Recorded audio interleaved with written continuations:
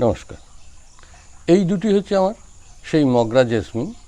এই গাছ দুটো নিয়ে আমার সারা সিজন ধরে প্রচুর ফুল দেয়। মানে এক বছরের একটা সিজনে কম হলেও 5 বার এক গাছ করে ফুল হয়।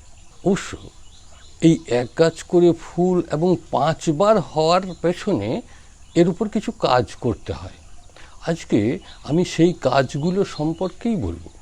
কি করলে একটা সিজনের মধ্যেই একটা গাছই বারবার ফুল দিতে থাকবে। এটা আমার বর্ষাকাল পর্যন্ত ফুল দেবে, এমনকি বর্ষাকালেও হবে। এর আগে এই গাছ দুটো নেই 2 বার ফুল দেওয়া হয়ে গেছে।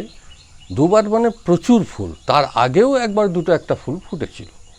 প্রথমেই যখন দুটো একটা কুড়ি আসতে শুরু করে তখন থেকে এর কাজ শুরু হয়। সারা বছর গাছগুলো এই অবস্থাতেই যে কোনো এক জায়গায় রেখে দেওয়া হয়। মাঝের মধ্যে অল্প লিকুইড ফার্টিলাইজার আর তাছাড়া নিয়মিত জল দিয়ে যেতে হয়। এবার ঠিক যেমনি সিজনটা আসবে গাছের মধ্যে দুটো একটা কুঁড়ি দেখা যাবে, তখন থেকে এদের কাজ শুরু করতে হয়। 2 থেকে 3 বার ফুল দেওয়ার পরেও এখন দেখেই বুঝতে পারছেন এগুলো সব কুঁড়ি এসছে। মানে যত দিন যাবে তত এর ফুলের পরিমাণ বাড়তে থাকবে, কমবে না। গতবারে প্রচুর ফুল হয়েছিল, সেই ফুলগুলো দীর্ঘদিন ধরে ফুটতে এক সময় একদম শেষ হয়ে আসবে।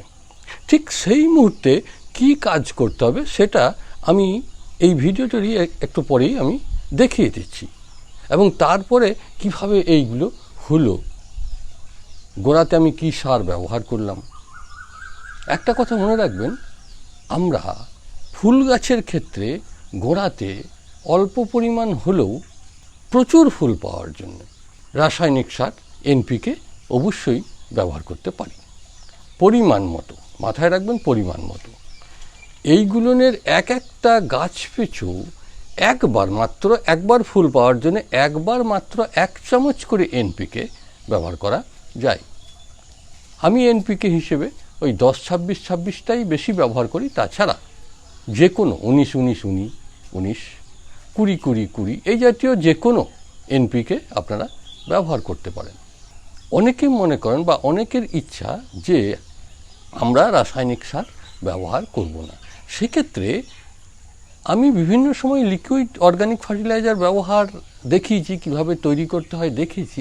তবে আমি এই কিছুদিনের মধ্যে একটা নতুন ধরনের লিকুইড অর্গানিক ফার্টিলাইজার দেখাবো, যেটা অতি সহজে নির্মাণ করা যায়, কিন্তু সুষম খাদ্য, গাছের সুষম খাদ্য হিসাবে মানে খুব গুরুত্বপূর্ণ। সেটা আমি দেখাবো কয়েকদিনের মধ্যেই। সেটা কিভাবে করবেন, কিভাবে ব্যবহার করবেন, সেই জাতীয় সার আপনারা এতে ব্যবহার করতে পারেন। কারণ ওই যে ফার্টিলাইজারটা তৈরি করা দেখাবো তার মধ্যে নাইট্রোজেনের ভাগ বেশি থাকবে। এতে নাইট্রোজেন একটু বেশি লাগে। এই যে ফুলটা প্রচুর এসছে, এই যে দেখুন, এগুলো সব নতুন কলি, একদম প্রুনিং করে দিলাম, ছাঁটাই করে দিলাম, তারপরে নতুন কলিগুলো বেরোলো। এইটা বার করার জন্য এর এমন কিছু খাদ্য তালিকা তৈরি করে দিতে হবে যেটার মধ্যে এমন কিছু গুণ থাকবে যে সহজে এগুলোর মধ্যে কলি বেরোতে থাকবে, এবং সেগুলোতে শুধু কলিটা বেরোলে হবে না।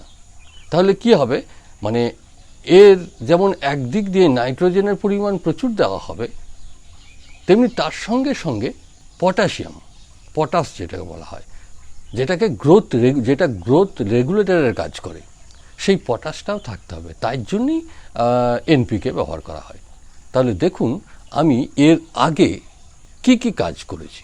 গোড়ার মাটিতে আগাছাগুলো তুলে দিয়ে এর মধ্যে গাছ প্রতি 1 চামচ করে এনপিকে দিয়েছি, এবং তার সঙ্গে আমি যেটা দিই আমার ওই কম্পোস্ট সার, বাড়িতে তৈরি কম্পোস্ট সার, গাছ প্রতি এত 500 গ্রাম করে দিয়ে দিলাম।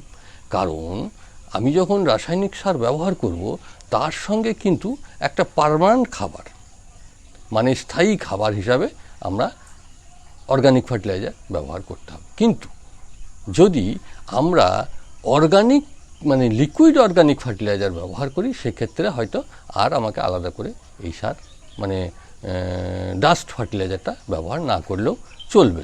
তাহলে দেখুন এর মানে আগে এই রকম কলি এবং ফুল পাওয়ার জন্য আমি কি কাজ এই গাছগুলোর মধ্যে করেছি।